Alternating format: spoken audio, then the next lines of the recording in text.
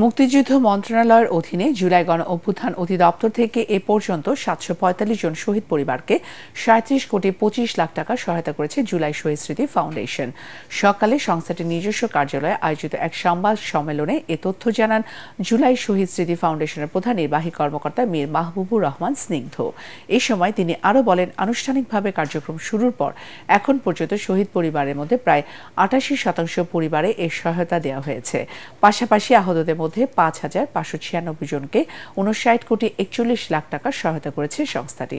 সব মিলিয়ে এখন পর্যন্ত ৬,৩৪১ জনকে ৯৬ কোটি ৬৭ লাখ টাকা আর্থিক সহায়তা দেওয়া হয়েছে বলে জানান মীর মাহবুবুর রহমান স্নিগ্ধ।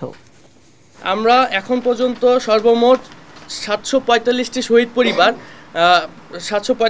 পরিবারকে ৩৭.25 কোটি টাকা আমাদের জুলাই শহীদ স্মৃতি ফাউন্ডেশন থেকে প্রদান করতে পেরেছি। আহতদের মধ্যে আমরা এখন পর্যন্ত ৫,৫৯৬ জনকে ৫৯.৪১ কোটি টাকা প্রদান করতে পেরেছি। আমরা এখন পর্যন্ত সর্বমোট ৬,৩৪১ জনকে ৯৬.৬৭ কোটি টাকা আমাদের ফাউন্ডেশনের পক্ষ থেকে আর্থিক সহযোগিতা করতে পেরেছি। আমাদের ফান্ড ইজ অলরেডি শেষ পর্যায়ে।